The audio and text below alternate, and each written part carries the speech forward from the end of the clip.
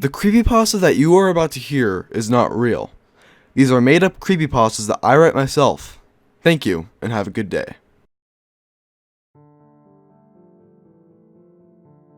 Hello, class, Mr. Cotter said with a grim, monotone voice. Like Oliver and Adrian said, you are here because you were being unruly in class and displayed suspicious activity, which resulted in you being sent to the extended program. But another thing I should mention is that you are not in your school building. You are inside TTC Headquarters, Mr. Cotter explained. The Truth Corporation? I yelled aloud. Mr. Cotter looked at me and took a deep breath. That is what TTC stands for. But I cannot disclose where exactly this building is, but I can tell you that it's far away from home. Mr. Cotter continued. I looked over at James, who seemed to be hyperventilating. He looked very uncomfortable due to the restraints, and the speculum in the IV drip didn't help. Please, I don't want to be here. I just want to go home, James sobbed. Mr. Cotter ignored James' cry for help and continued. But it's time for you all to learn the truth, Mr. Cotter announced. I expected him to go into another lecture, denouncing religion, denying the existence of anything that came into mind. But to our surprise, he turned on a smartboard on the wall behind him. A smartboard is an interactive whiteboard with a projector to display a computer screen. It has a touch screen that allows people to interact with the contents on the screen. These were introduced back in 1991, but unfortunately my school couldn't afford them. Mr. Cotter turned on a computer on the desks next to him, and a projector for the smartboard. The projector slowly revealed a picture of the human brain, including an optic nerve which connected to the eye. Now, you may remember me saying that the human organs do not exist, which they don't. But they do exist in the sense that they allow you to see, feel, hear, smell, and touch, Mr. Cotter explained. We were silent, confused as to what Mr. Cotter was referring to. Allow me to explain. When you look around you, you assume that everything you see is still there even when you look the other way. But that isn't true. Instead, when you turn your head, everything in your field of sight is generated based on what you've seen there before. Sort of like how a computer works, Mr. Cotter explained again. This didn't really help us understand either, so Mr. Cotter left the room, saying that he would be back in a moment. He came out, rolling in a wheelchair with a shaved man in a hospital gown sitting in it. He stopped at the front of the room and turned the wheelchair to face us. Class, this is test subject number 23, Mr. Cotter said as he stood next to the wheelchair. Test subject 23 used to be a psychologist, but he was nice enough to donate himself to the TTC after discovering that his life wasn't real, and that everything around him was being generated. I took a good look at the man. He looked conscious, but didn't seem aware of his surroundings. He had a blank expression, as if all the life has been sucked out of him. Before any of you say anything, yes, he is alive, yes, he is conscious, and he is able to see, Mr. Cotter explained.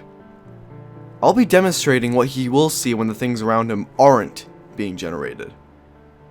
Mr. Cotter took out a yellow device, held the sensor to the man's head, and pressed the button.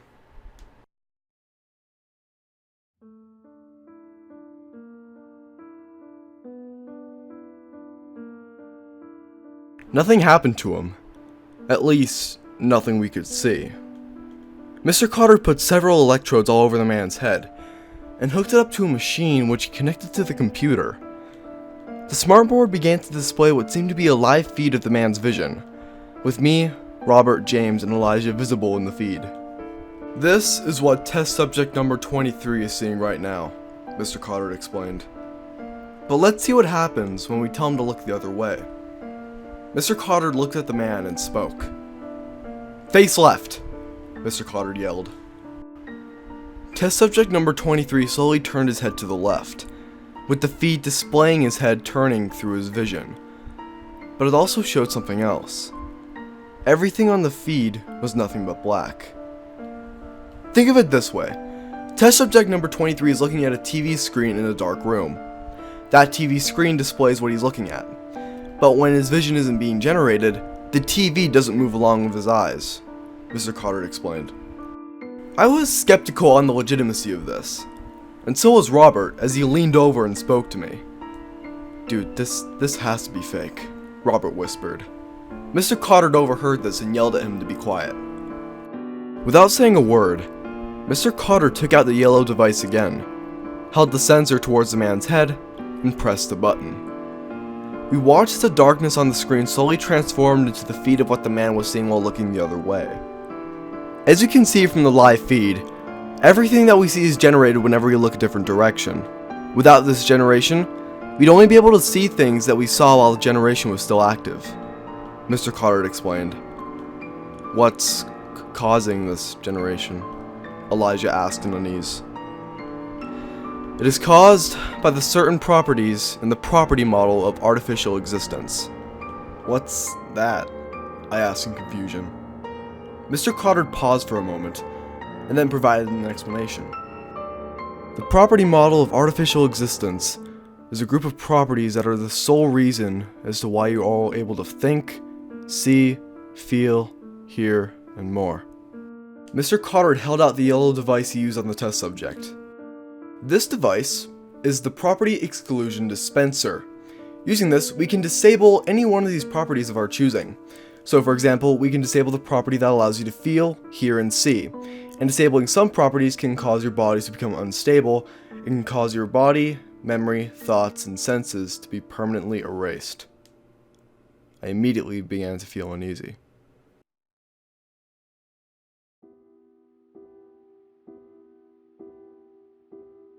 I looked towards Robert, who looked very uncomfortable with everything that's been happening.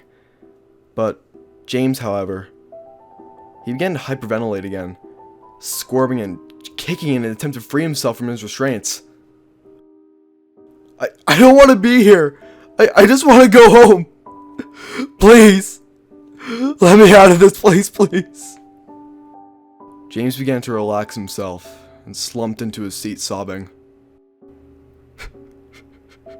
Please. Let me go. We were silent. I felt really bad for James. He was always the type of kid who would begin to panic when being presented with a situation this overwhelming. Mr. Carter put the property exclusion device down and picked up the red device I saw him holding days ago and walked over to James. James looked up at Mr. Carter with tears in his eyes. This device is called the Truth Dispenser.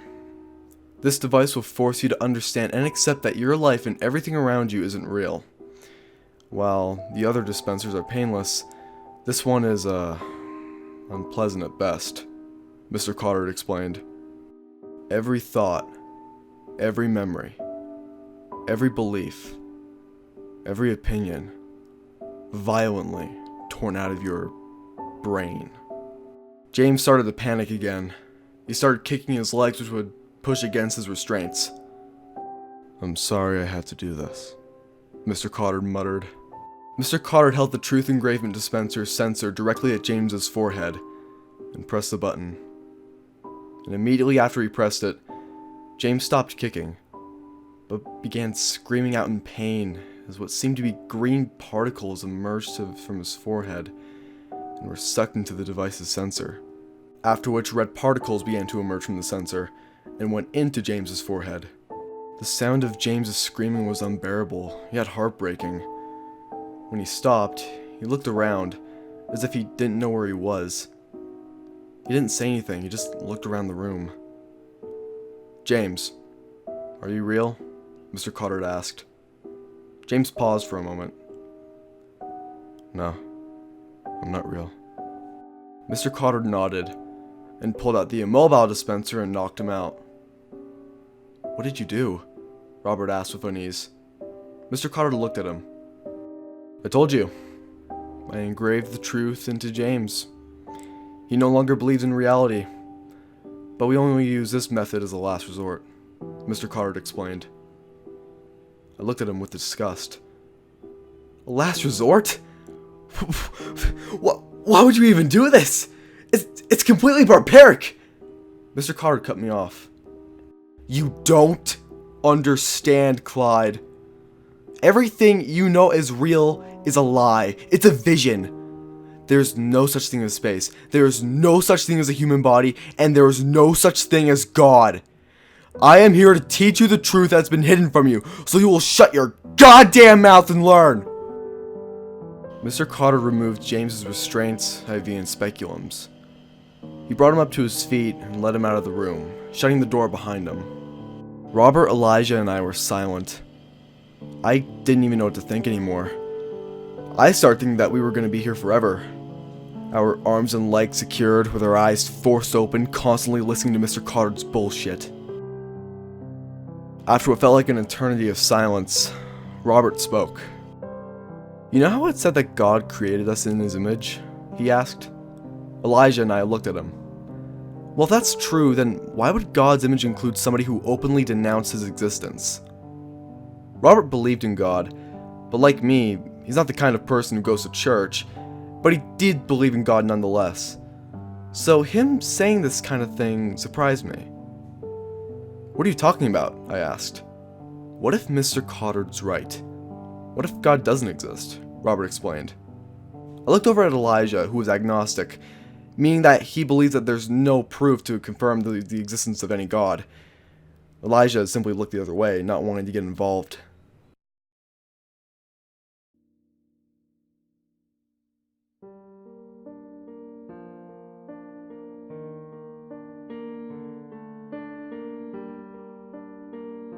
I'm just saying, it's a possibility, Robert concluded. A few more minutes of silence went by until we heard the door open. Mr. Carter entered the room and closed the door. Where's James? I asked. Mr. Carter paused. James has been sent home, he explained, walking to the front of the room. I don't believe you, I replied bluntly. Mr. Carter was silent, probably thinking about what he was going to say, but he ended up ignoring me and continued with his lesson. He showed us a slideshow with different statistics on how we aren't real, along with some theories as to why we are able to experience anything. This went on for at least an hour, until Mr. Carter said this. Alright, now I'm going to show you a video made by the TTC, Mr. Carter explained. Mr. Carter went to his computer, probably trying to bring up the video, but he stopped when he heard a beeping noise. He looked at his watch and shut off his monitor. Actually, I'll show it to you later. It's 3 a.m. Mr. Carter pulled out a remote control with a single button on it. He pressed the button, which closed our speculums, which made us see nothing but black. Elijah, Robert, and I didn't say a word, but I was thinking about that video that he was going to show us. Is it going to be a video about how something makes us believe that our organs are real? Or is it going to be about the existence of God? But my thoughts were cut short, as I fell asleep the moment I heard Mr. Carter press another button. The button on the mobile dispenser.